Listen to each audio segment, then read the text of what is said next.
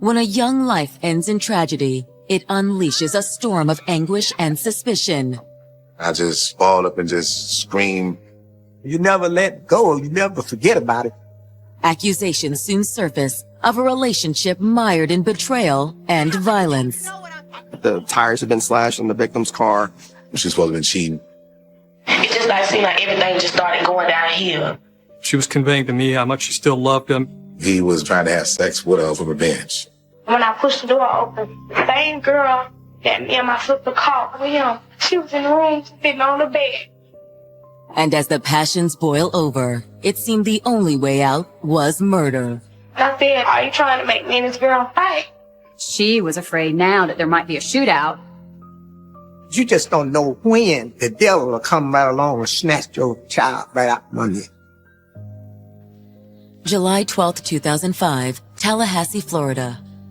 While local residents try to keep cool in the sweltering summer heat, one area mother is sweating a far more serious problem.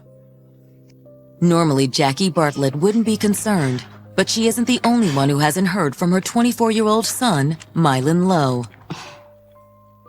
She had received calls from other individuals that couldn't get a hold of Mylan.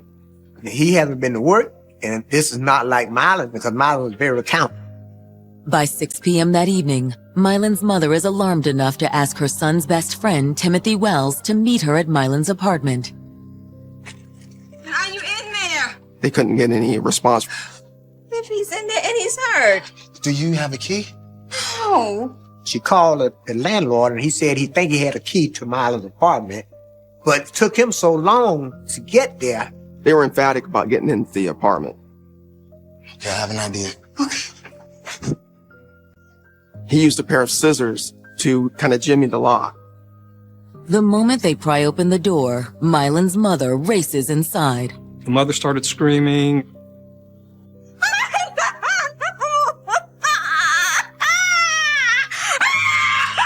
Mr. Lowe was found in his bedroom. He was laying on the floor, and you could see an apparent injury to the back of his head.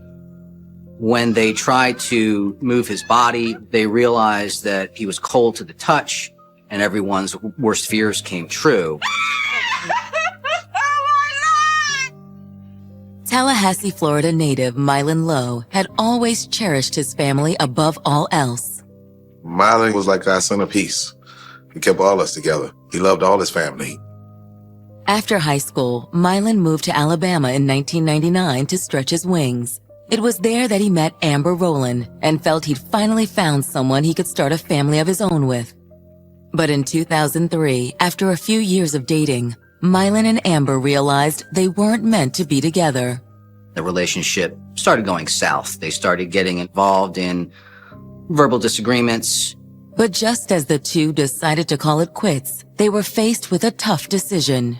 They had learned they were pregnant, and they had decided to move forward with an abortion. It really affected him. He would have been a great father because he loved kids. After moving back to his old neighborhood in Tallahassee, Mylan got his own place and leaned on a supportive network of family and old friends, a group that included a bright-eyed young woman named Letitia Jones. They both lived in the same neighborhood. Mylan and Letitia had been friends for at least 5 years. While Mylan struggled to process his feelings about his ex-girlfriend's abortion, he knew he could rely on Letitia for support. Hey, So, everything okay? I just don't know if me and my ex made the right decision about the baby, you know. I always thought I'd be a good dad, and Honestly, I'm in the same boat. what do you mean you're in the same boat? Well, I'm pregnant. Letitia had been pregnant with another man's child. Though Letitia was excited about being a mother, she and the baby's father had already parted ways. I don't know. I just feel so alone in this, you know? I'm by myself. Letitia, don't you know? You could count on me for anything you need, right? It wasn't Mr. Lowe's child, but he stepped in. Mylan's kindness toward Letitia and her unborn baby made a lasting mark on her, and soon the pair's friendship morphed into a full-blown relationship. He was an understanding person, a deep, caring, listening person.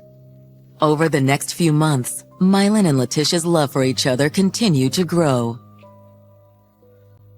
I want us to be a family. By the summer of 2004, the couple had moved in together, and Letitia had given birth to a beautiful baby girl. Mylan was right there by her side. And for Mylan, this was his chance to prove he could be the father figure he always wanted to be. He loved the little kid like the baby was his. Even though it wasn't his child, he still took the steps to care for her and the baby. He was a big financial help to him. Mylan really embraced Letitia's family as his own, and that included Letitia's younger sister, Eudrika. While it seemed Eudrika was always hanging around, Mylan understood she looked up to Letitia, and he certainly appreciated the extra help with the baby. He was a dedicated dude, a loving person. He would accept whoever you loved. Everything was going good. They were living like a family. But unfortunately, Mylan and Letitia's happiness was short-lived. There were some issues in regards to jealousy back and forth of who might be seeing who. Girls always thought my brother was cute. He was one of them people that you couldn't really help but like him if you knew him. And Mylan didn't seem to mind all the attention from the opposite sex. Letitia got upset with Mylan after seeing pictures on his phone of other girls. But to Mylan, she had no reason to be upset because he had his own reasons to be suspicious. She was supposed to have been cheating with another dude that lived in their neighborhood. With allegations of infidelity being lobbed from both sides, Mylan decided to break things off with Letitia in June of 2005. Mylan actually moved out and moved into his own apartment. But just as Mylan was beginning to settle into the single life, he received an unexpected call from his ex-girlfriend, Amber Rowland. He heard a toddler's voice in the background. Whose baby is that in the background? That's when his ex-girlfriend made a shocking admission. She hadn't been able to bring herself to get an abortion. This was Mylan's son. Overwhelmed with emotion, Mylan packed his bags for a visit to Alabama to meet his son. He was just elated. He was ready to step up to the plate and be the type of father the child deserves. But what Mylan didn't know was that this first and only trip to see his son would also be his last, and that just 1 month later, he'd be dead. It was a tragic loss for my family and for my grandson. But what had really happened to Mylan Lowe that fateful night? There was a condom wrapper on the floor. Her plan was to seduce him. I kind of locked that in the back of my mind. There's something not right here. There was just a continuous cycle of drama. In the summer of 2005, after a rocky breakup with girlfriend Letitia Jones, Mylan Lowe received the news that would change his life forever. The girl he dated prior to Letitia, who lived in Alabama, admitted to Mylan that she'd never actually aborted the baby. Mylan was family-oriented. He loved kids. And I think he really wanted that boy. I really do. He was very excited about the idea of being a father. But just 4 weeks after meeting his biological son, Mylan is found dead at his home in Tallahassee under suspicious circumstances. He was lying on the floor with his head pointed towards the open doorway, only wearing his boxer shorts. As police arrive to secure the scene, they discover their investigation may have already been compromised. Ma'am, hey, this is active crime scene. You can't come in here. Okay, I'm sorry.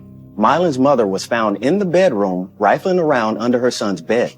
There you go. The police were concerned that she was obstructing or messing with the crime scene. With Mylan's mother now outside, detectives J.D. Hoover and Tom Maltese arrive and are brought up to speed on the situation. And what do we got? Well, this is the homeowner or victim here. We came in, found him in this condition. When we got here, his mother was underneath the bed looking for stuff. Where is she now? She's outside with the other officer, sir. Investigators are confused by Mylan's mother's behavior and decide to question her immediately. Ma'am, I'm Detective Hoover. I'm sorry for your loss. Why did my officers find you rummaging through an active crime scene when they arrived? And of course, she's in a state of disbelief. She's upset. She goes on to explain that she didn't want her son's image damaged by certain suspicious items that may have been present. He had a .40 caliber pistol in his apartment. She had looked throughout the apartment trying to find, couldn't find it. It was missing. The fact that the gun is apparently missing raises a red flag. Could it be the murder weapon? And if so, where is it now? Ma'am, was there anything else that you noticed was missing when you were looking around? I didn't see his cell phone. And he had a chain, and I didn't see it around his neck. Were there any other items you removed from that crime scene before we arrived? Well, there was a box under his bed, and I put it in the trunk of my car. Mr. Lowe's mother had actually removed a shoebox that had some money in it and small quantity of drugs. Do you think Mylan could have been dealing? No, my son was a good boy. I'm sorry for your loss, ma'am. Thank you. Back in Mylan's bedroom, Detective Hoover works with the forensic unit to process the scene. His hands seemed to be in a manner which I can only describe as they were trying to protect his head. His right hand was cupped, lying flat against the carpet. There was blood spatter, and there was some evidence of human tissue that we had spotted on areas of inside the bedroom, and blood that had pooled underneath his head. Upon closer examination of his body, we did notice that he had 2 significant head wounds, one to the top of his head and also one to the right side of his cheek. To investigators, the location of the 2 gunshot wounds makes it clear they weren't self-inflicted. His injuries were consistent with manner of death being homicide. Not far from the body, detectives find a potential clue. There was a condom wrapper on the floor, kind of between his legs, but the condom had not been used. Because of the sexual nature of what we were seeing on the scene, was there a female involved in this investigation that we needed to focus in on? Examining the rest of the room, detectives believe Mylan's mother was right. Her son's necklace, cell phone, and .40 caliber pistol are nowhere to be found. They would look around and think my brother's a victim of murder in a robbery. It appeared to me that somebody had actually rummaged through or ransacked the bedroom. There were drawers that were pulled away from the chest of drawers. The bed appeared disheveled, and there were several shoe boxes, plastic bags that were kind of tossed about, not in an orderly fashion. While CSIs continue to process the scene, detectives turn their attention to Mylan's best friend, Timothy Wells, who helped Mylan's mother enter his apartment. Do you know if Mylan had any problems with anybody? Anybody want to hurt him? No. Was he dealing drugs?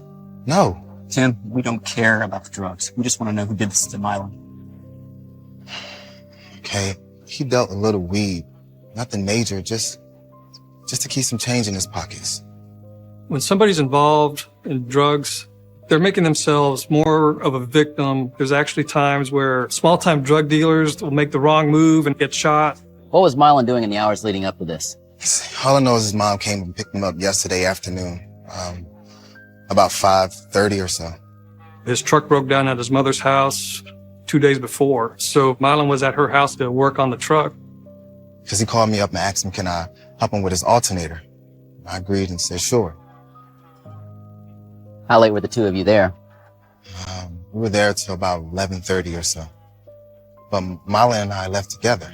He ultimately gave Mr. Lowe a ride back to his apartment. Tim had dropped him off at the apartment about midnight. But what Tim says next piques detectives' interest.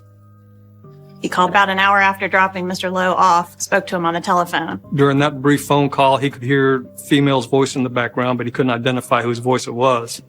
Is it possible this unidentified female was responsible for Mylan's murder?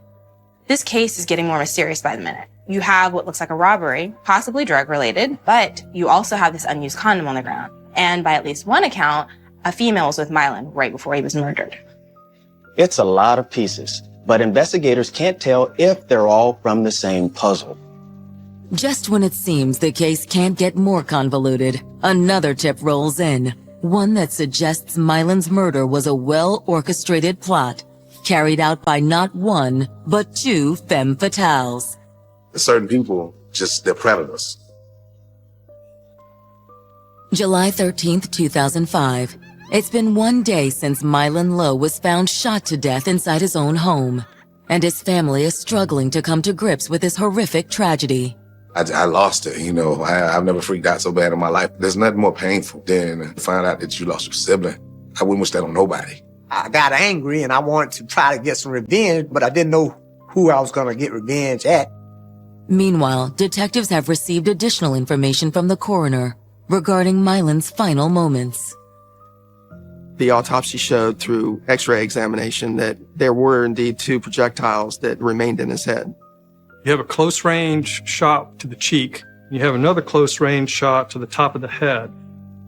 But who shot Mylan and why remains a mystery.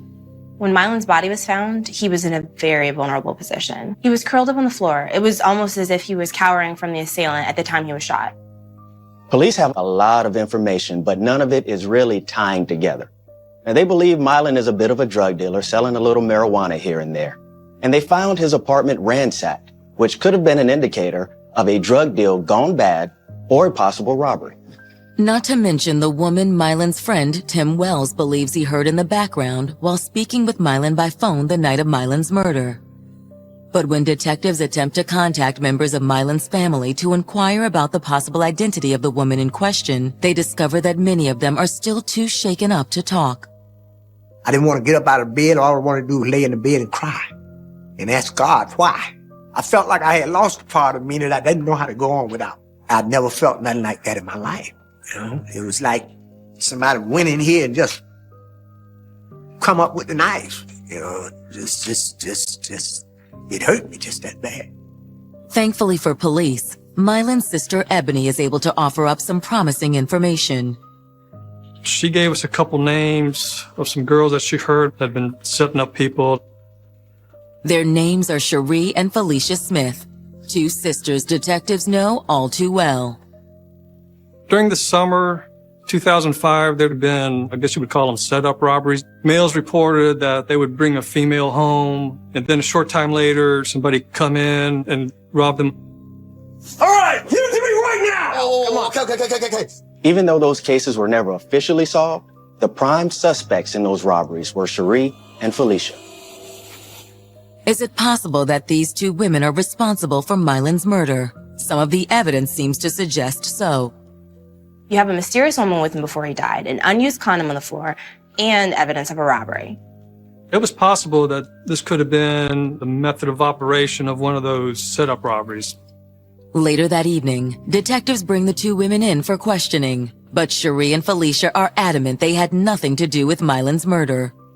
What we really want to know is if you had anything to do with the murder of a man named Mylan Lowe. No. Mylan is a sweetheart. We know him from the neighborhood. So you're saying that you didn't kill Mylan or rob all those other men? I'm saying I didn't kill Mylan, and neither did my sister. Police obtain a warrant to examine Cherie and Felicia's cell phone activity the night of the murder. The records seem to prove that the sisters were nowhere near Mylan's apartment at the time of the crime. I don't know if they were actually involved in the other robberies, but we eliminated them as being involved in this particular homicide. After releasing the sisters, detectives meet with Mylan's grieving mother, Jackie Bartlett, for a formal interview.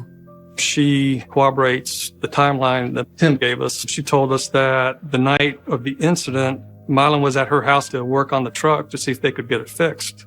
With her memory becoming clearer after the shock of finding her son dead, Jackie now mentions a new bit of information that raises a red flag for detectives. Mylan, he had just found out he did have a son. He saw him his first time, maybe a month before his murder. Detectives wonder if Mylan's ex-girlfriend, Amber Rowland, could have had a reason to want him out of her son's life. But a few phone calls quickly rule her out as a suspect. She had an airtight alibi and hadn't left Alabama, so she's ruled out fairly quickly. So detectives ask Mylan's mother if there were any other women in Mylan's life. That's when she mentions his most recent ex, Letitia Jones. According to Jackie, Mylan and Letitia's romance was marked by extreme highs and lows. The mother explained to them that Mylan Lowe and Letitia had had a tumultuous, rocky, off and on again relationship. But despite all of their sort of back and forth, ups and downs, they would always ultimately come back together. And as part of that, she said something that piqued their interest. Jackie says that just 3 weeks before Mylan's death, he had an unusually heated dispute with Letitia and a third individual. Letitia, Mylan, and a third individual had been on a phone call. And for some reason, this third party brings up the fact that Letitia was dating someone new. This upset Mylan, so he refused to talk to Letitia at that point. Letitia decided she needed to clear the air. She went over to his apartment. Mylan gives her the brush off, doesn't want to talk to her, tells her he doesn't have the time to deal with this right now. Mylan, open up. I know you're in there. I don't want to talk to you, Letitia. Just go home. There was verbal altercation. What? What is wrong with you? What is wrong with me? What is wrong with you? Look, my friend, she didn't know what she was talking about, okay? You a damn liar. Go home. Don't be calling me no liar. Screw this. Letitia actually retaliated, slashing all 4 tires of the victim's car. For detectives, the alleged incident raises some serious red flags.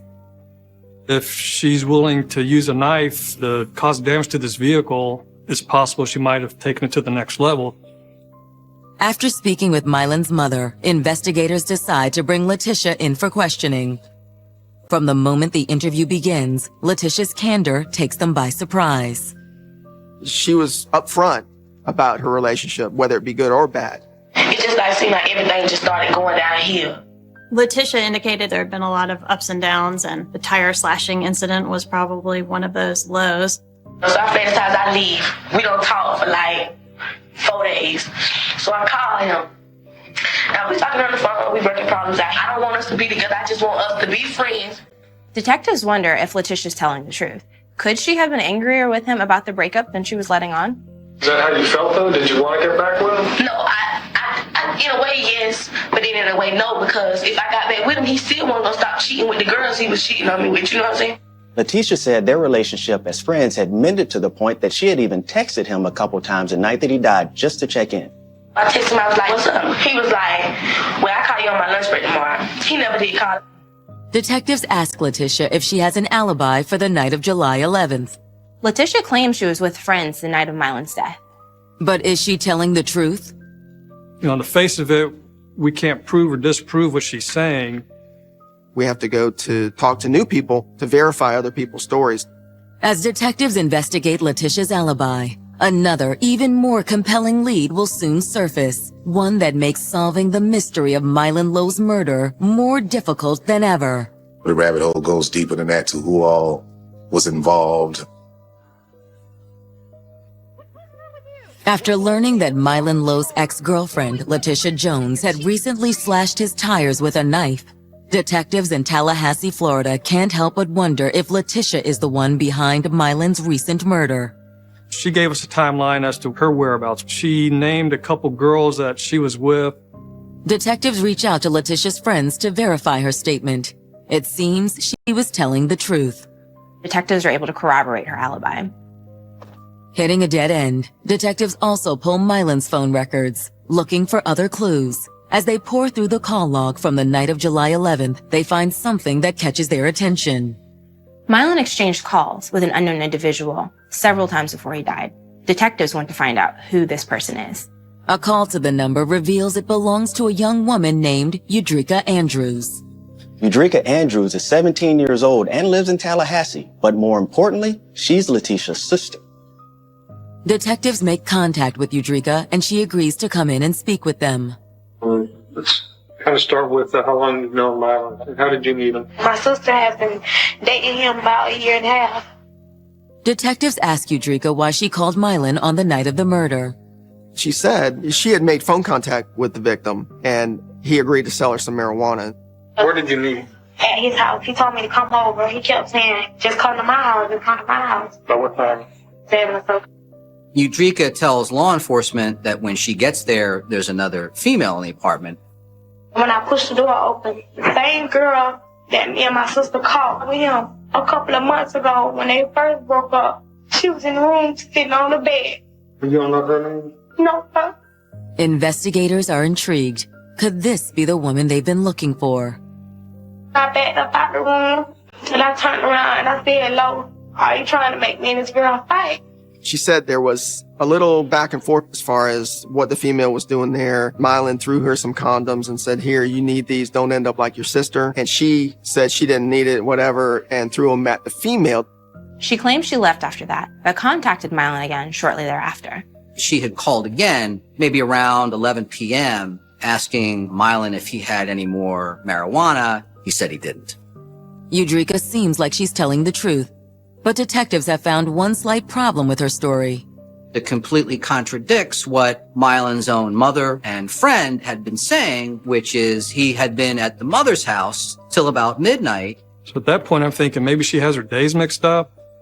As investigators ponder what role, if any, Udrika played in Mylan's murder, an unexpected tip rolls in courtesy of a local cab driver named Michael Benjamin.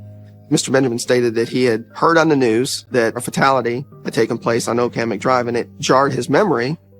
You dropped off somebody on Okamic on Monday night? Yes. The apartment complex on Okamic, where Michael took the fare, happened to be the same complex where Mylan lived. We picked up a fare from Jim Lee Road, apartment E. There was a guy named D. And so you picked him up a little after 12? Yeah.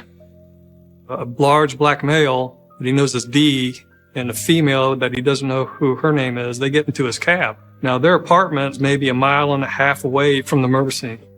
Michael says just before he turned onto Okamic Lane, the woman asked him to pull over. She told me they were making 2 stops. The man actually gets out of the cab. She asked him, do you know where the apartment is? Yeah, I know where it is. Minutes later, Michael and the woman arrive at the apartment complex. I pulled in front of the apartment. So when she got out of the cab, she walked right up the stairs. Outside light was on. The lights are on her, so he has a clear view of which apartment that she goes into. Police show him a plan of Mylan's building, and lo and behold, he confirms she went into the victim's apartment. Detectives are almost certain this is the woman they've been searching for. The woman Mylan's friend, Tim Wells, heard through the phone the night of the murder. But who is she? Was this person Letitia? Her sister Udrika? Maybe someone else? It just seemed like the deeper the investigation got, the more questions surfaced. It's been mere days since Mylan Lowe was gunned down in his own apartment, and investigators have received a tip from a local cab driver, one they hope will shine a light on Mylan's killer, or perhaps killers. The cab driver said that on the night of the murder, he picked up a male and a female passenger. He said he dropped off the female in front of Mylan's address. He also said he dropped off the male passenger a few blocks before. But police still don't know the identity of these 2 individuals, so they reach out to the cab company and request their call logs from the night of July 11th. The call taker at the cab company wrote down D-R-E-K, which could be interpreted as Dreek, as the person that requested the cab. Detectives wonder, could that be short for Udrika, the 17-year-old sister of Letitia Jones? But that's not the only call from the logs that catches investigators' attention. At approximately 1 a.m., there was a call logged for another pickup in Mylan's area, and the caller left a phone number. When investigators ran the phone number, they found that it came back to a 21-year-old Tallahassee resident named Danny Brown. We were able to obtain a photo of Danny Brown, and upon showing the photo to Mr. Benjamin, the cab driver, he says, yeah, that's the guy I picked up. While it seems like potentially a big break in the investigation, detectives are aware that it was Danny's fellow female passenger and not Danny that was seen entering Mylan Lowe's apartment. Investigators have a hunch that the lady seen exiting the cab that night might be Udrika Andrews. But they don't know what, if any, tie she has to Danny Brown. Desperate for answers, investigators track down Udrika and Letitia's mother, Tanya, and ask her if her daughters know a Danny Brown. It doesn't take long for Tanya to reveal the connection between her daughter Udrika and 21-year-old Danny. She said Danny Brown and Udrika Andrews were boyfriend-girlfriend.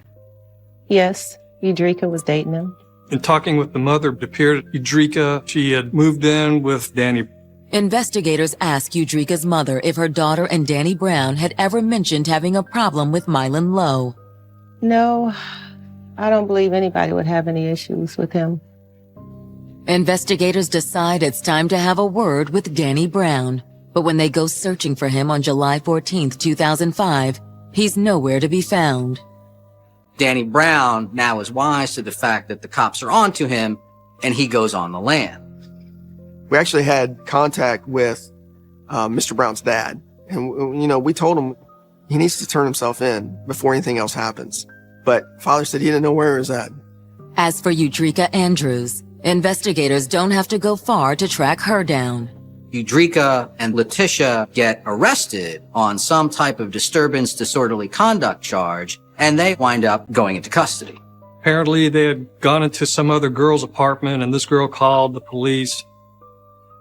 Since Udrika is just 17, she is being held at the Juvenile Assessment Center. She agreed to talk to us, and she basically at first denied involvement, but after we confronted her with all the evidence, she basically said, yeah, this is what really happened.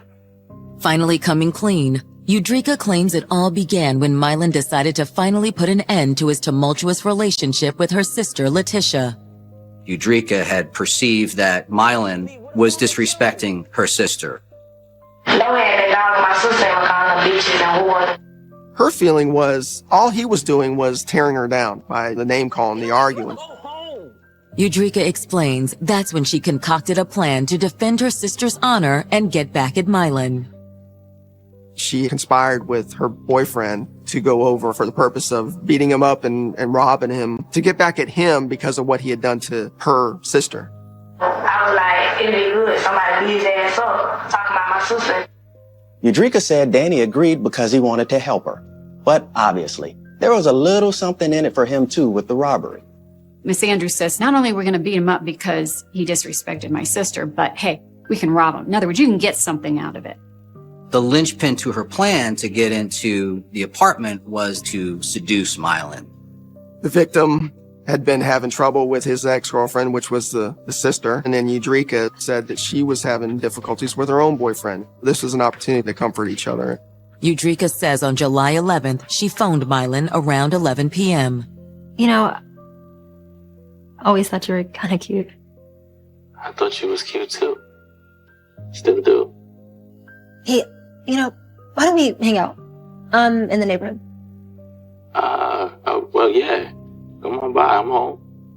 A female, calling you, offering sex. Us as men, we usually don't pass too often. That's just most men, period, point blank. Udrika says that once she had Mylan on the hook, she and Danny put her plan into motion, and she arrived at Mylan's apartment just after midnight. It's a plot from the whole time, from the jump. I went over there. First was in your room talking, or playing around, chilling.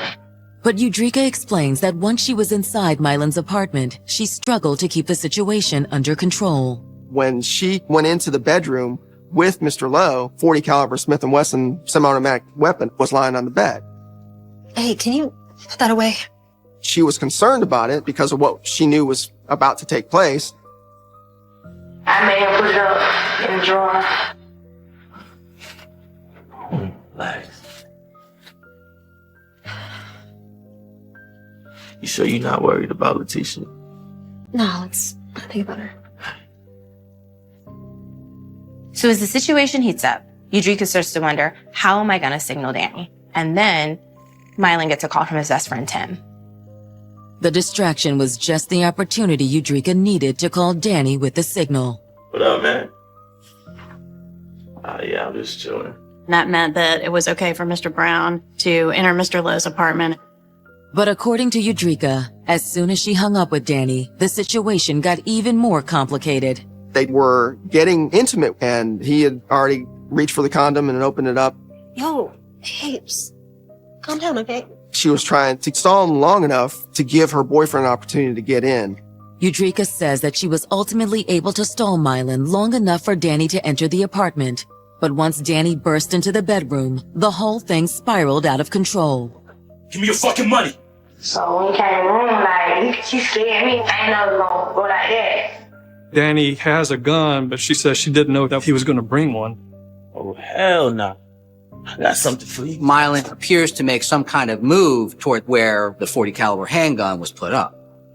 Danny tries to fire the gun, but it misfires 2 times. The gun goes off on the 3rd click. Mylan falls down to the carpet, and at that point, Mr. Brown shoots him in the head. I was just sitting on the bed, I was shaking. What did you do? Shut up. Grab what you can and let's get out of here. The two of them then start rummaging through the room while Mylan Lowe is lying on the floor, dead. Miss Andrews and Mr. Brown take a pair of tennis shoes, a cell phone, Mr. Lowe's gun, and a little bit of money. They go outside and call another cab, and that cab takes them back to Danny's apartment. It's a shocking confession, but police aren't sure Udrika's being completely truthful. He was gonna come and rob though, but I didn't know he was gonna shoot him. The motive seems off. Letitia was the one scorned by Mylon, not Udrika. So investigators are left wondering whether Udrika is in fact still trying to protect her big sister. Udrika insists that her sister knew nothing of her plan. She was adamant her sister had absolutely nothing to do with what had happened to Mr. Lowe. But detectives know they'll have to speak with Letitia directly to uncover the truth. Was Letitia an innocent bystander, or had she been the crime's mastermind all along? Letitia started to get emotional. It's kind of building up. Something was not right. July 15th, 2005, in Tallahassee, Florida, 17-year-old Udrika Andrews has confessed to her role in the murder of Mylon Lowe and identified her boyfriend, Danny Brown, as the shooter. While Udrika insists her sister Letitia Jones had nothing to do with the crime, investigators have their doubts. Letitia said the night that Mylon was killed, she was out with these girlfriends. We were able to corroborate everything that she told us as to where she was. But that obviously does not eliminate her as a potential co-conspirator. With Udrika in custody at the Juvenile Assessment Center, the search for triggerman Danny Brown intensifies. Meanwhile, detectives also pay a visit to the Leon County Jail, where Letitia Jones is being held on an unrelated disorderly conduct charge that occurred just 2 days after Mylon's murder. Letitia was interviewed for the second time. Letitia started to get emotional. She was conveying to me how much she still loved him, even though they still had all these problems. I mean, I loved him. Why would I do that to someone that I love? Letitia is telling homicide investigators that although they had some rocky times, she really did still love him. I felt that at that point she was being sincere with me. Letitia had no involvement in the planning of what happened to Mylon. With Letitia deemed to have no involvement in Mylon's murder, detectives are more determined than ever to find Danny Brown. They want to go and search his apartment for possible evidence. So they go and they get a search warrant. With warrant in hand, investigators enter Danny Brown's apartment and begin searching for anything that might connect him to the crime. When a search warrant was conducted of Mr. Brown's apartment, law enforcement did find items missing from Mr. Lowe's residence. We were able to locate the victim's cell phone that was hidden underneath the mattress. In between the mattress and the bed spring, there was also a pair of Nike shoes that Udrika told us belonged to the victim. But it's a tip from a probation officer the next day that leads to another crucial piece of evidence. The officer is calling on behalf of one of his probationers who was a neighbor of Danny Brown. He had received phone calls from the suspect. Danny asks him to do him a favor at the apartment complex. Could he go and look for something, though he doesn't say exactly what that is? There was something in the laundry room of the apartment complex. Danny told him exactly where to look for it. The neighbor went and looked, found a firearm in that location. It was something that individual shouldn't be around. So he deferred to his own probation officer. And so based on the information that was provided, a second search warrant was obtained, and the victim's .40 caliber handgun was retrieved from the rafters of the storage room that belonged to Danny and Udrika. Detectives have more than enough evidence to arrest Danny Brown, assuming they can find him. Detective Maltese. On July 17th, Detective Tom Maltese gets a call from police in neighboring Gaston County. Gaston County received an anonymous tip saying Danny Brown was in this area, and they confirmed the warrants. They were able to take Danny Brown into custody. We went over to talk to him and hopefully interview him. Investigator Hoover reads Danny his rights, and he confirms that he doesn't want to give a statement without having an attorney present. But at this point, we end the interview. But as soon as detectives leave, Danny has a change of heart. It wasn't a couple minutes later that one of the jailers says, "Hey man, this guy down here wants to talk to you." So we went back in. We Mirandized him again, put him on tape, and said, "This is what you want to do. Yeah, you want to talk without your attorney being present." And he agreed to. He said, "Yeah, absolutely." Mr. Brown had decided he did want to talk to them, and he did give them a statement. Danny's confession closely dovetails Udrika's, but with one big exception. He tells police that when he walked into the bedroom, his gun was not drawn. It's in the bag. All right, you pull it out. Yeah, when I see him reaching.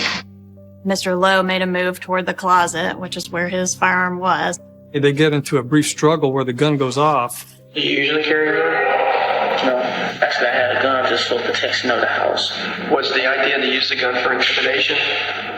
No, actually, it wasn't. How were you planning on robbing him without a gun? I'm just gonna go do a fist fight. But detectives know that Danny's story doesn't gel with the evidence. The downward angle of the bullet indicate that Mr. Brown was standing over him with a firearm when he fired. He was executed. Tallahassee authorities charge Eudrika Andrews and Danny Brown with home invasion, robbery, grand theft of a firearm, and felony murder. The motive was pretty straightforward. It was for disrespecting her sister, and she really mad, and we're going to rob and beat him. In her mind, he needed to be taken down a notch. He needed to be taught a lesson. So she essentially recruited Danny Brown to join her in this mission. There's two ways in Florida to commit a first-degree murder, either through a premeditation theory, which means that you intended the death, or through a felony murder. Felony murder. You don't have to prove premeditation. All you have to prove is that the underlying felony occurred. The intent to do the robbery transfers over to the homicide, just the same as if we'd planned to do a murder all along. And according to the law, it doesn't even matter whether Eudrika pulled the trigger. You helped set up this felony. It's very foreseeable that somebody could get hurt. And now you are just as guilty of what goes wrong. Given the severity of the charges, prosecutors opt to try 17-year-old Eudrika Andrews as an adult. In this case, it was pretty much a no-brainer. You have someone 17, only 1 year short of being a legal adult, and the crime is extremely serious. Though Mylan's family is grateful that Eudrika and Danny are behind bars, they still struggle to come to terms with the senseless nature of the crime. Then you called us and sisters us some names. That's an excuse for one to rob my brother, murders him. Then that's a real lame excuse. And his family believes Eudrika only fooled Mylan because she played on his greatest weakness, Letitia Jones. She was supposedly messing with another dude. If it wasn't for that happening, her sister probably would have never gotten nowhere close to him. And he probably was basically gonna have sex with us for revenge. On January 11th, 2007, both Eudrika Andrews and Danny Brown are convicted of felony murder and given mandatory life sentences. It was certainly a very, very strong case based upon the confessions and statements made by each of the two defendants. But no punishment could ever make up for what Danny and Eudrika took from the Lowe family. I was glad of that, but I realized it wasn't going to give me any closure, and that I wasn't going to bring him back. Well, he in prison, but he's alive. Same thing with the girl. But my brother don't get a chance to have life. His life's over and he never coming back. This was a really senseless crime, all because of a bad breakup and a little sister who thought she'd get revenge for her big sister that she didn't even want. Motives are interesting because you've got to get inside the mind of a person. Sometimes you just never know, and sometimes it's just totally inexplicable. To the young people out there, man, think about what you're doing. One mistake can change your whole life, and your mistake is going to affect others. Nobody deserves to go through the pain that me and my family go through with the loss of my brother. I'm going to miss being able to talk to my brother more than anything else. A dedicated father is gunned down steps from his front door. I was screaming and hollering, somebody called police. This man just got shot. Nobody knew what had happened. The crime sends a shockwave through a quiet, God-fearing community. It was a mess. It was crazy. They were thinking it could have been a robbery or a drug deal gone bad. But as the case unfolds, a closet full of hidden secrets and deadly desires is laid bare. It was this crazy romantic roller coaster that was starting to spiral out of control. I knew what happened. I just knew it. I can't explain why I knew or how I knew, but I knew. Call it love, call it fear, I don't know. All the evidence pointed straight to her. I know damn good and well, if he didn't go down, he would have killed me. May 29th, 2014. At an apartment complex in Old East Dallas, Texas, resident Samuel Collins is enjoying a quiet evening in front of his television when he decides to get some fresh air. Hey, I'm gonna go get me a little air. It's gonna get hot in here. I was getting up out of bed. I said, well, I'm gonna go outside for a minute. Then I heard the two shots. When I heard two shots, I thought, wow, them gunshots. I went outside in the hallway. I seen the gun smoke. But beyond the smoke and smell of burning gunpowder, there's something else that catches Samuel's eye. He is lying on there, on the floor. The victim was Roderick Smith. He lived in the apartment complex, so he was found just a few doors away from where he lived. Roderick was found face down. He had suffered a shot to the abdomen and then also one to the head. I told my wife to call 911. I was hollering in the hallway, call police, call ambulance, just get some help up in here. As he waits for dispatchers to arrive, Samuel does his best to comfort Roderick. All I can see is him just looking at me. I'm trying to tell him, hang on in there, hang in there, man. Trying to get you some help. Unfortunately, before paramedics arrive, Roderick Smith passes away. You seen that one tear come out his eye and took a last breath. I said, damn. So he gone. Residents are stunned that their affable neighbor could fall prey to such a horrific act.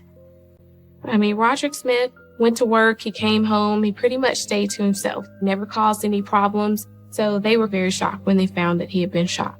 I never knew Rod to have any enemies, get in any fights, anything like that. He was a tough guy, but he just didn't bother anybody. He was just a good guy. Always happy-go-lucky, smile on his face. But behind the smiling face was a man who harbored a closet full of secrets. Secrets that, when brought to light, might well have cost Roderick Smith his life. It was hard to comprehend. I was speechless. Roderick Smith was born and raised in the Dallas suburb of Pleasant Grove.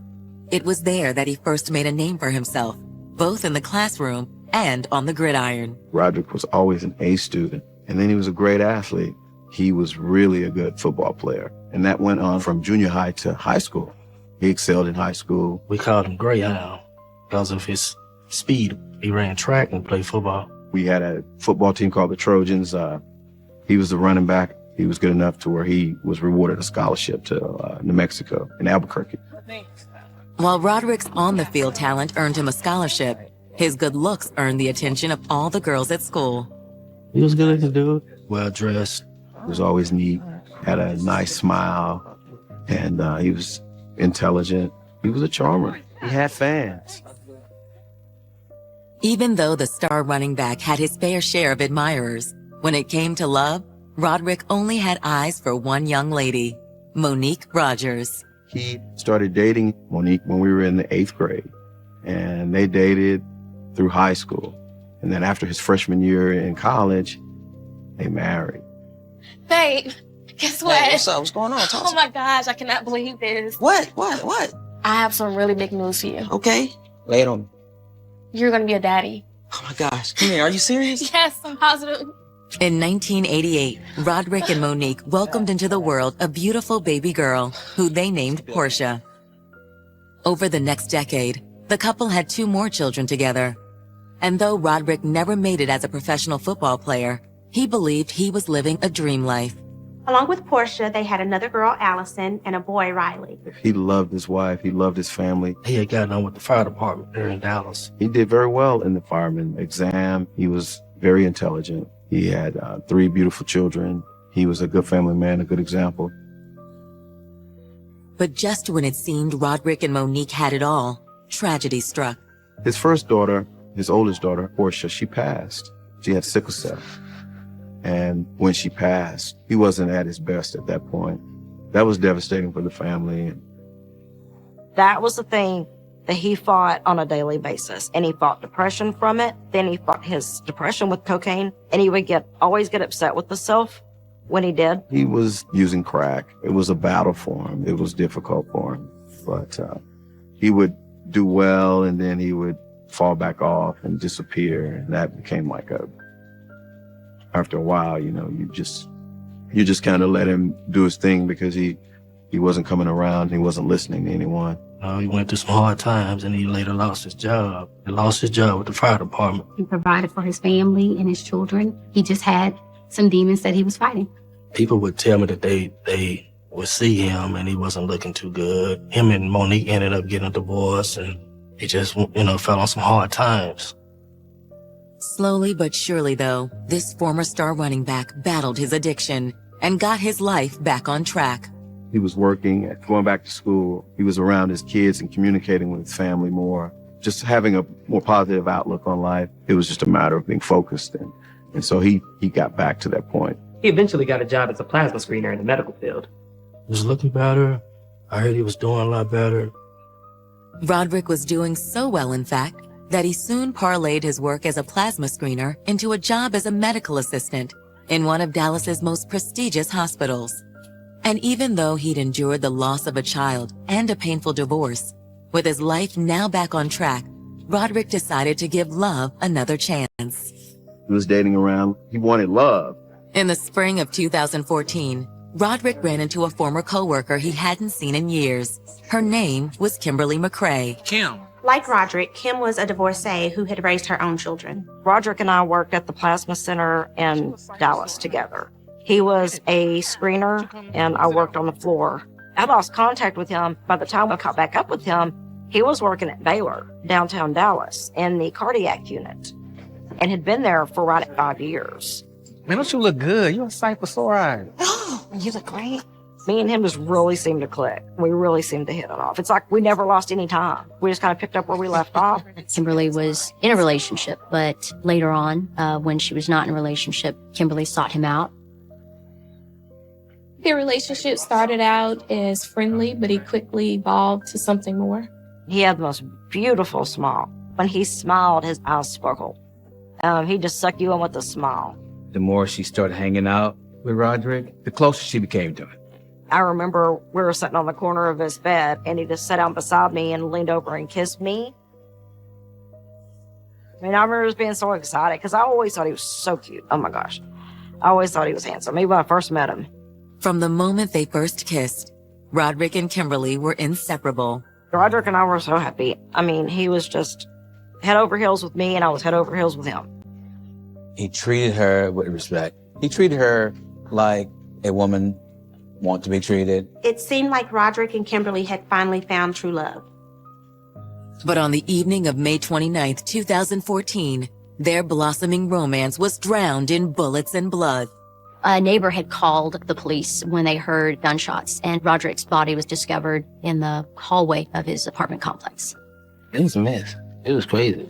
However, as the investigation into Roderick's death unfolds, the demons of his past will resurface, along with a slew of other tawdry revelations that prove Roderick and Kimberly's newfound romance was far more dangerous than anyone imagined. When you go through a scene, you see drug paraphernalia and or drugs. First thing you know, drug deal gone bad. But the police find out there's more to this case than just drugs. May 2014, after struggling through divorce, drug addiction, and the death of his daughter, former star running back Roderick Smith appears to have conquered his demons. Roderick beat his crack cocaine addiction, he had a new job at an area hospital, and he had a new woman in his life that he was crazy about. Kimberly McCrae was an old friend and colleague of his. They reconnected and had this explosive love affair. But on May 29th, Roderick is inexplicably gunned down in a hail of bullets. When police get on the scene, of course, neighbors are on edge. They'd heard the gunshots, and there's a deceased man outside his apartment. And so there was a lot of kind of unknowns about what happened and if the shooter was still around. After police secure the scene, Roderick's loved ones get the call no family ever wants to hear. When I heard about it, it tore me up. While Roderick's murder sends a chill through the hearts of friends and family, that night investigators try to ascertain what happened. Roderick Smith suffered 2 gunshot wounds, one to the abdomen that came out through his arm, actually broke his arm, and then one to the face, and that bullet was lodged inside his brain. On the floor near Roderick's body, investigators find 2 shell casings and a kitchen knife. It looked as though the altercation had taken place there at the front door, and initially it was hard to tell whether the killer was wielding both the gun and the knife, or what. Stepping into Roderick's apartment, investigators quickly determined the source of the knife and who was likely wielding it. Here's where the knife came from. There was a drawer that was open, so you could tell the victim quickly ran to the kitchen and grabbed a knife. That knife was found a few feet away from the victim's body. That gave the indication that there was some struggle and that at some point either the knife was knocked out of his hand or he could have dropped the knife when that gunshot wound went through his arm. But what had sparked this attack, and who was the aggressor? Clues found at the scene give investigators one idea. They both still out? There were just pieces of wood that were laying inside the apartment, and the lock was still engaged, so it appeared as though it had been kicked open. When you're looking at the door getting kicked in, you're saying, okay, well, maybe it's a burglary. He could have been robbed or murdered that way because of the area that he lived it was pretty fast over there. It's kind of a bad area. A lot of robberies and stuff going on over there. But as investigators continue searching Roderick's apartment, they discover there's a catch in their robbery theory. There was nothing missing. The apartment was fairly clean, undisturbed. Police were able to dismiss the motive of robbery. There was nothing taken from the apartment. No sooner have investigators shelved the notion of armed robbery than a discovery in Roderick's bedroom ushers in another possible motive. Hey, detectives, found something back here. You should take a look. The officers lifted his mattress and found drug paraphernalia and drugs inside the apartment. When you go to the scene, yeah, you find drug paraphernalia, yeah, you find drugs. You think, okay, we got a drug deal gone bad. Once police found drugs in Roderick's apartment, then of course the case took on kind of a different aspect too, because they didn't know how the drugs were involved. Police want to talk to family and close friends. Once Roderick's family gets word of his death, they rush to the scene. Do you know if Roderick was involved with any drugs? I mean, it was in his past. He had a problem with that before, but man, he's been clean for a while. Well, we found some paraphernalia in the apartment, and we believe that may be the cause. For Roderick's loved ones, the revelation that he had seemingly backslid into the world of hard drugs hits them like a punch to the gut. It was hard to comprehend that. I was speechless. I was numb. He was on the road to doing better. I mean, he, to my knowledge, didn't have any struggles any longer. But, you know, as we all found out, that wasn't the case. He still had a few weaknesses. While friends and family are unable to shed any light on Roderick's recent drug use, they do clue police into Roderick's burgeoning romance with Kimberly McCrae. Kim's name came up through Roderick's son as someone that been coming over and talking to his dad. How long was your dad involved with Kim? A couple of months, I think. She may or may not have been the last person that I've seen over at Roderick's house. So because of that, she's a person of interest. We want to talk to her to see what she knows. You know, maybe she can give us some idea of what happened or what's going on. So police were aware that there was a female who possibly stayed at the home, and they were looking for her. As the true nature of Kim and Roderick's relationship comes into focus, detectives begin to wonder if Kim might have contributed to Roderick's drug relapse and perhaps even his death. I did see a whole lot of people come over there to party, you know, so I could smell it all through the hallway, you know, so yeah, they were doing drugs over there. They had a common interest, and that was using crack cocaine. Hours after the shooting death of 48-year-old Roderick Smith, authorities in Dallas, Texas are working tirelessly to try to identify his killer. But other than a couple of shell casings, concrete evidence is hard to come by. We had no DNA. We didn't have any fingerprints from any potential suspects. We just had the 2 shell casings. And everything that was lifted as far as fingerprints came back to Roderick. The only lead detectives had at this point was the discovery of the drugs inside Roderick's bedroom. According to neighbors, Roderick's girlfriend, Kimberly McCrae, normally spent the night at Roderick's place. But when police arrived at the apartment shortly after the shooting, Kimberly wasn't there. Yeah, his girlfriend drove a white car, but it wasn't here last night. Are you sure? Positive. It was suspicious at first because Kimberly tended to spend the night at Roderick's apartment every night. But that night, she hadn't spent the night. Detectives also discovered that in addition to their intense physical bond, they share a history of drug abuse, specifically crack cocaine. And it seems like they both fueled this addiction in each other. So naturally, there's a question of whether she could somehow be involved. Maybe her addiction and some unknown problem she had with Roderick culminated into this crime. Drugs definitely alter your decisions. There's also the possibility that Kimberly was a victim too. She could have been abducted by whoever killed Roderick. Whether she's a victim or whether she's a perpetrator, police need to speak to Kimberly McCrae ASAP. Dallas police immediately issue a search for Kimberly McCrae. Shortly thereafter, they make contact with her at her mother's apartment. They got hold of Kim.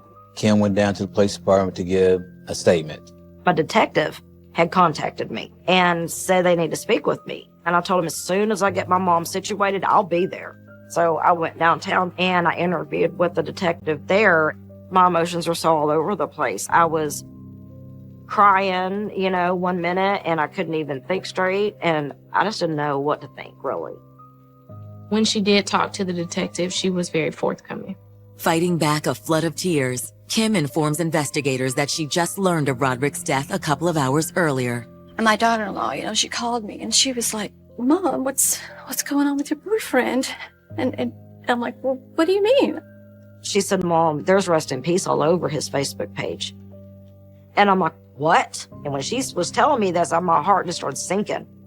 I called the morgue and I told them, I need to know if you guys have my boyfriend. I can't get a hold of him. And she puts me on a hold and she comes back and she says, so who are you?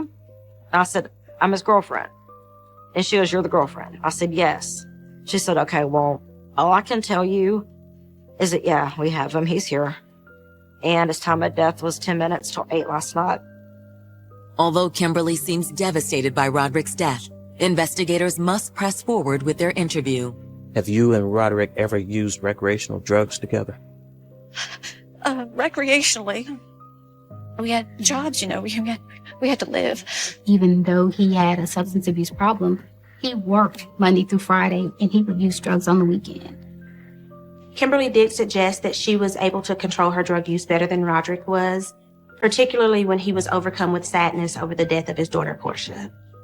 He would try to pull back out and, say, I'm not going down that road again, I won't do it. But then he fought his depression with his daughter so hard. He really took it hard. Have you two ever argued over drugs, or did he owe anybody any money? No. Okay, where were you last night? I stayed every single night, except the very night he was murdered. I did not stay that night.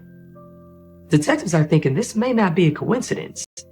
Why this night, of all nights? Kimberly's alibi for that evening was that she was spending time with her mother, and so that's why she hadn't spent the night at Roderick's apartment that night. My mom was in the hospital. She had been in the hospital for that whole previous year. Basically, she was home here and there, but not much. Her mother was ill, so she's been spending a lot of time taking care of her mom.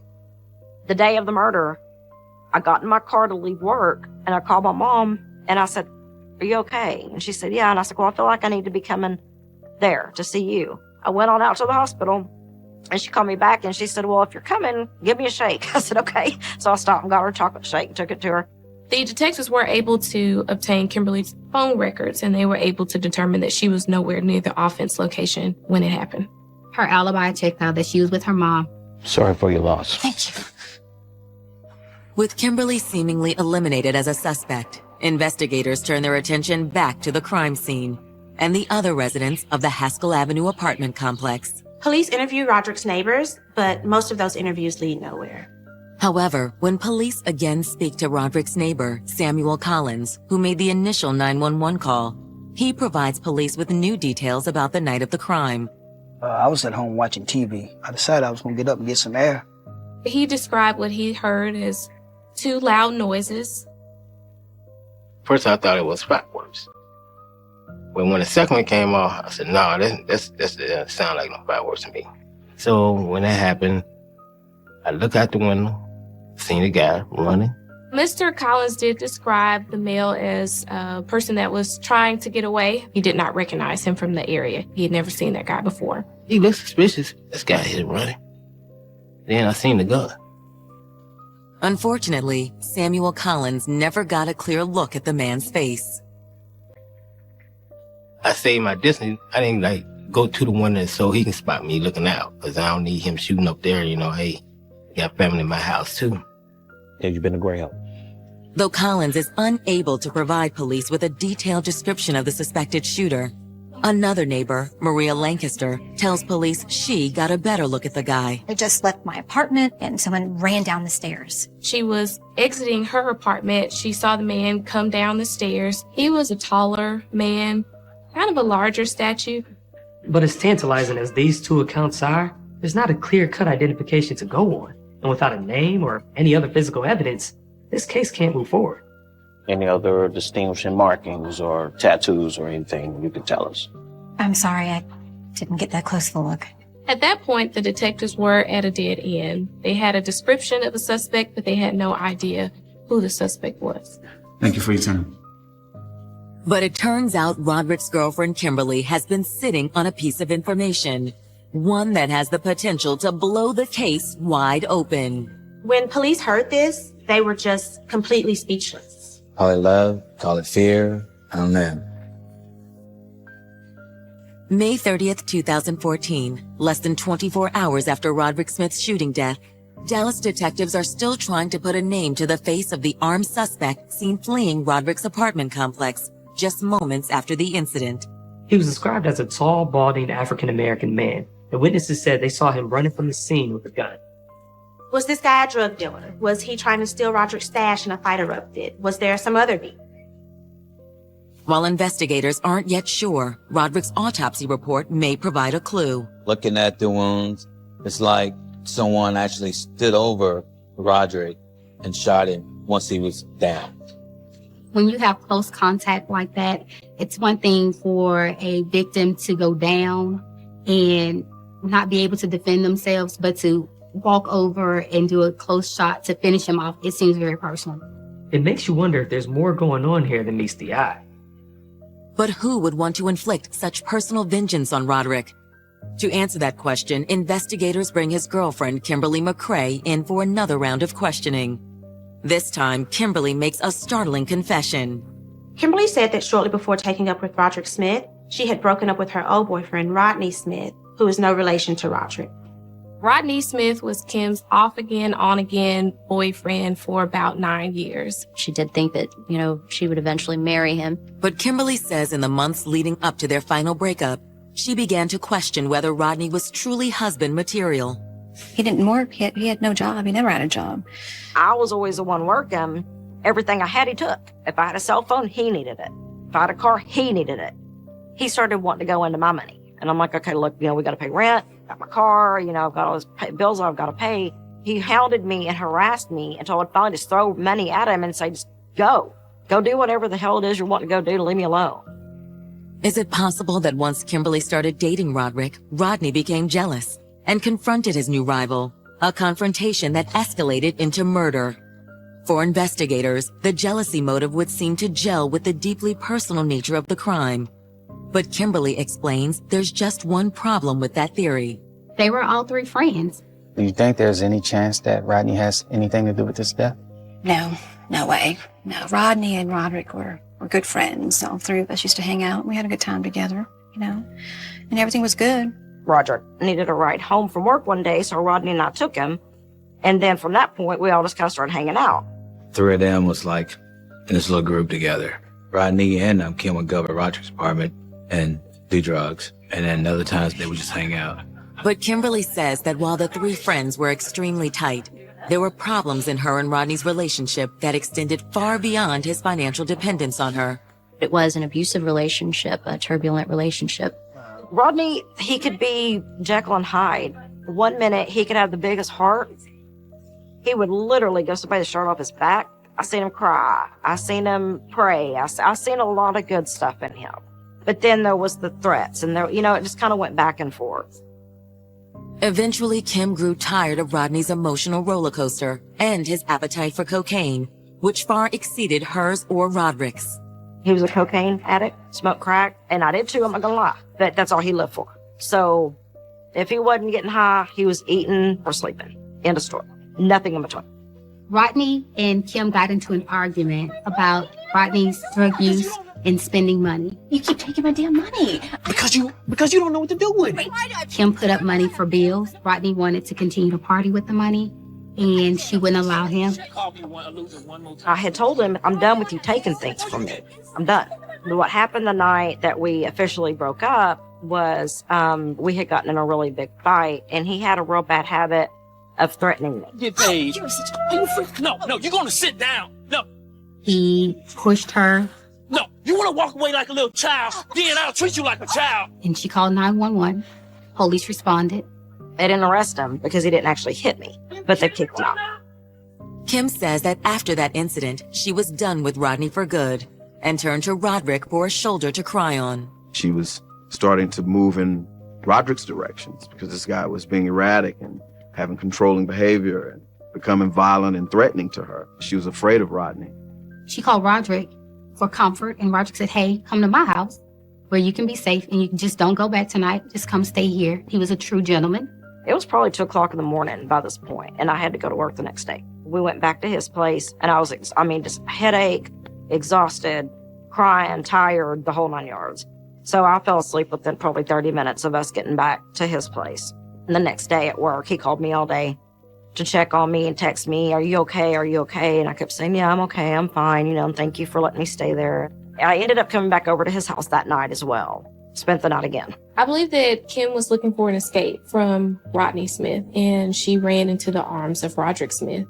He was comfortable for her. He was someone that she was familiar with, and his place was a safe haven for her. It was in Roderick's arms that Kim finally found a devoted lover and true friend. It was kind of, we were both on the same page at that point. But as Kim explains, her ex wasn't about to let her go without a fight. Rodney, the whole time, was sending her messages on Facebook trying to get her to call him because she changed her phone number. She was trying to get rid of him. I was happy with Roderick. I had no intention of going back to Rodney. I had none whatsoever. Kim wanted to be with Roderick, not Rodney. But she knew that if Rodney found out about she and Roderick's relationship, he would be furious. So she and Roderick decided to keep their romance a secret. Kim felt like she had found a guy that, could show her more than just taking money from her. Someone to give her something. And she was excited about that. And she really was hoping to spend more time with Roderick for that. However, Kim tells police that on May 25th, she made a critical mistake. Roderick and I went to Louisiana, spent the day, gambled. Rodney had seen the pictures on Facebook. According to Kim, 4 days after returning from Louisiana, Rodney confronted her. That conversation did not go well. I believe in his mind, he always thought that they would get back together. And Roderick Smith was that one person that was going to prevent that from happening. He goes, do you love him? And I said, well, I'll be honest, I care a lot about him. I really do. And he said, do you love him? And I said, yeah, I guess I do. While Kim has given authorities a tantalizing peek at a man with a possible motive, there's one important clue that has yet to be revealed, and it may be the missing piece to this whole sordid puzzle. Everybody knows this one. Friends, family, everybody. Detectives in Dallas are questioning Kimberly McCrae about the brutal shooting death of her boyfriend, Roderick Smith. They're together, they're in love, everything's going great, and then all of a sudden, Roderick shot twice outside of his apartment. Kimberly also explains that her abusive ex-boyfriend, Rodney Smith, got wind of her and Roderick's relationship after she posted pictures of their trip to a Louisiana casino on social media. And Rodney was none too pleased that his former girlfriend was now hooking up with his former friend. Rodney was jealous, and he was not happy when he saw that she was happy with someone else. Everybody knows Rodney's temper. Friends, family, everybody. So we were very cautious of him knowing that we were together because we didn't trust him. Kim's revelation and the fact that they all did drugs and her ex Rodney did more than any of them made him the #1 suspect in Roderick's death. Kim tells detectives that on May 29th, Rodney called her and confronted her about her relationship with Roderick. Rodney said, is it Roderick? And I got real quiet. I didn't say anything because I didn't know. It took me off guard. I didn't know how to answer that. And he goes, it's him, ain't it? It is. It's him. And he got ballistic. He was like, that mother, started cussing. He said, will you tell that nigga I'm gonna shoot him? It may sound like the damning piece of evidence investigators need, but Kim insists that Rodney's threat was just hot air. Kimberly did not take that threat seriously because Rodney Smith had made several threats to her. That's just what he would do. That's what he's always done. Out of our 9 years, I was threatened so many times I couldn't even tell you. But really nothing would come of the threats. And so, of course, over a long period of time when someone does that, it's kind of like crying wolf. And so you no longer kind of take it seriously. That's just Rodney. That's just how he rolls. He gets mad. He threatens. That's the end of it. He calms down, moves on. Though she claims these were just idle threats, Kim's statement leads authorities to believe they're on the right track The threats that Rodney Smith had made on Roderick Smith's life was the key information that the detectives were looking for in this case. That gave them a motive, which they didn't have before. Once Kimberly talks to investigators, they're really able to find out a lot of information about Rodney in terms of, his past. Then they do their own research on Rodney and find that he had records and he had been in trouble with the police numerous times. Despite their growing suspicions, police still need to place Rodney at the scene of the crime. So the detectives did what they call a double-blind lineup. It's double-blind because the person who's presenting the photo lineup does not know who the suspect is. It protects the integrity of the identification.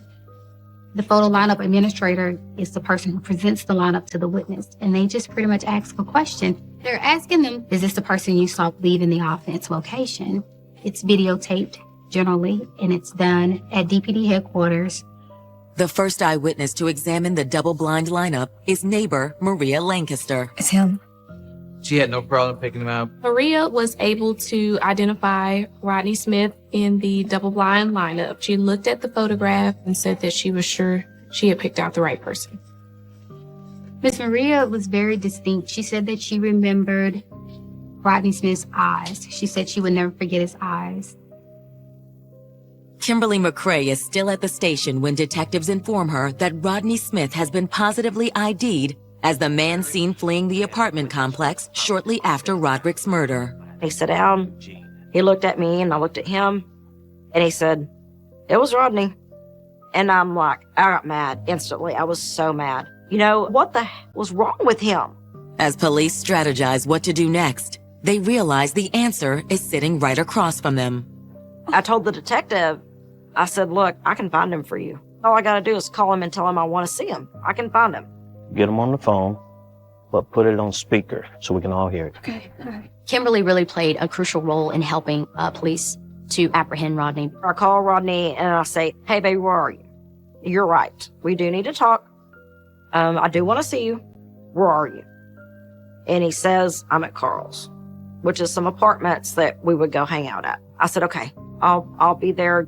So we hung up. And in the meantime, the detectives were getting the force together to go. Kimberly was supposed to pick up Rodney Smith at a location in Dallas. And instead of Kimberly showing up, the police showed up. When the police department pulled in, he saw the police officers there. They gave him commands. He complied to commands, didn't put up a fight, went peacefully. When Rodney was brought in, he denied everything. He denied being at Roderick's apartment. He denied even knowing Roderick. With Kim's statement and Maria Lancaster's positive identification of him, authorities believe they have all the evidence they need to press charges against Rodney Smith. Rodney Smith was charged with murder. When we found out that he was arrested for the murder, we all felt better. Roderick's family was enraged, but they were glad that law enforcement caught the right guy. What gave him the right? I just couldn't believe it. I was just a lot of anger, a lot. But as the case heads to trial, the sense that justice is about to be served gives way to another more ominous feeling that the man who put Roderick Smith 6 feet under has his own story to tell, one that may allow an alleged killer to walk out of court a free man. He's smooth, he's believable, he's a great talker. Rodney Smith was very suave. He was very convincing when he spoke to you. August 28, 2015. Rodney Smith's murder trial gets underway inside a Dallas courtroom. 49-year-old Smith stands accused of shooting his old pal, Roderick Smith, who Rodney allegedly murdered after he discovered Roderick was dating his ex-girlfriend, Kimberly McCrae. The community as a whole took it pretty hard. Everybody was upset, everybody. I went through major guilt because I knew everybody kept telling me that it's not your fault. It's not your fault. No, it wasn't my fault. No, I had nothing to do with it at all. But the bottom line is, if he wouldn't have been with me, he would still be alive. In their opening statements, prosecutors assert Kim's sentiments are dead on. He had made comments that Kim belonged to him. He was upset that Roderick took what was his. Looked at her more like property than an individual who has a right to choose who they want to associate themselves with. Rodney found out about Kim and Roderick. Rodney told Kim what he was going to do. He was going to go over there and kill him. Being under the influence of drugs or whatever, crack or whatever you want to call it, I'm sure he wasn't in his right mind, because that's not clear thinking.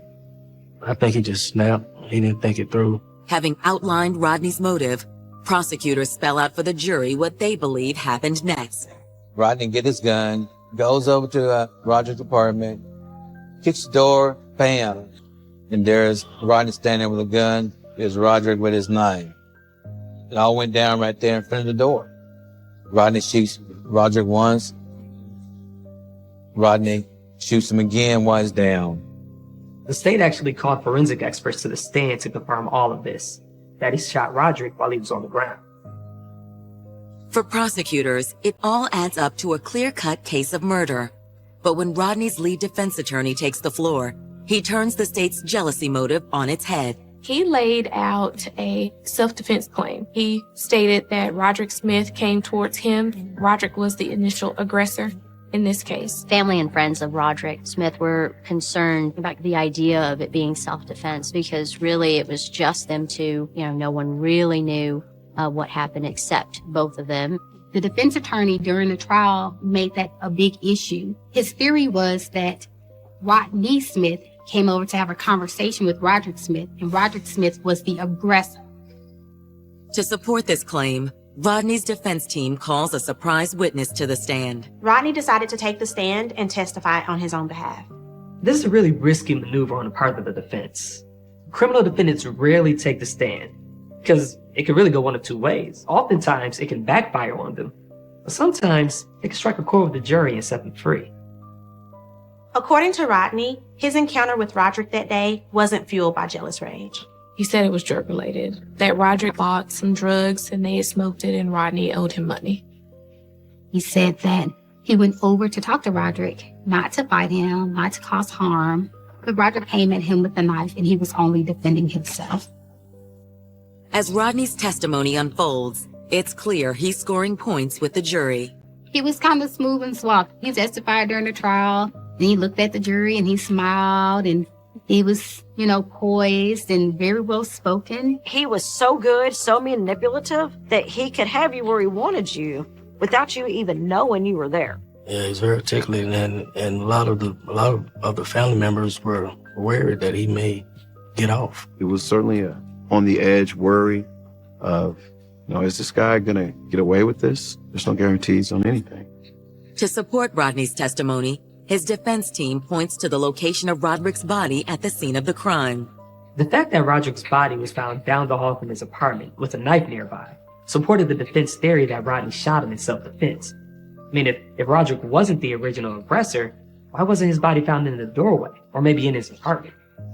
I think the biggest issue we faced during the trial was where Roderick's body was located.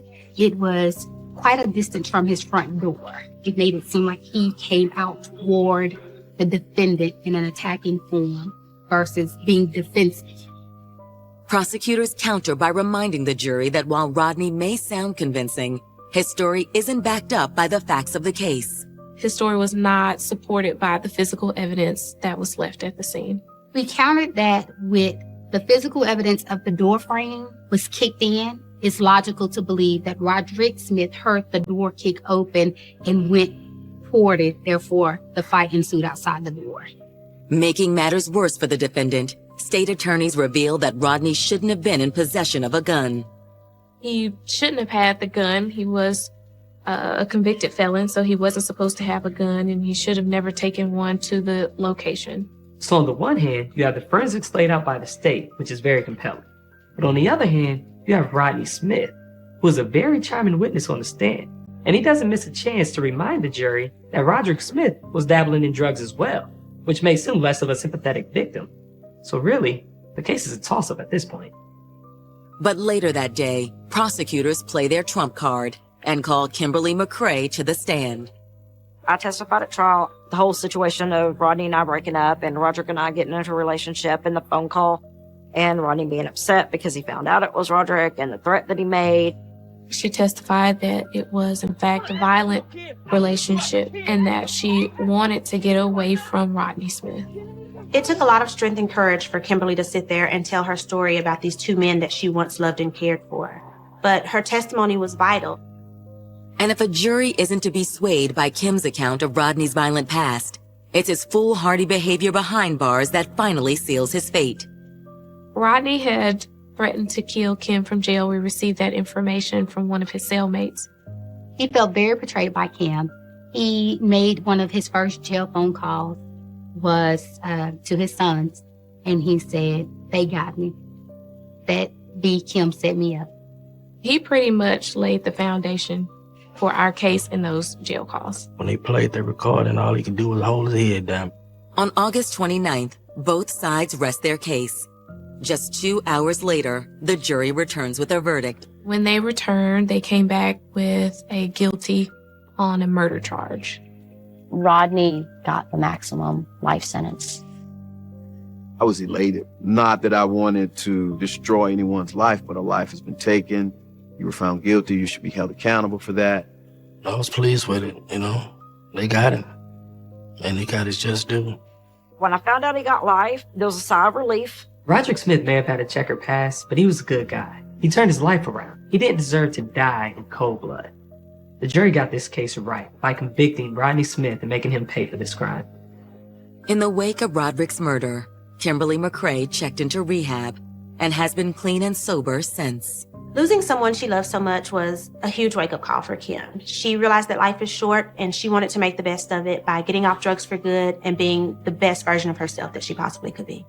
I mean, I was a basket case. I loved him. I really did. He loved me just like I loved him. I have no doubt about that. I have finally come to terms with this murder, and I just had to move on. The collateral damage in this case is really 2 lives. I mean, one's going to be in prison for the rest of his life. The other is dead. This case showed that love can be dangerous. When 2 men are in love with the same woman, it can make them do some unthinkable things. Jealousy is a strong emotion, and unfortunately for Roderick Smith, he experienced that jealousy firsthand.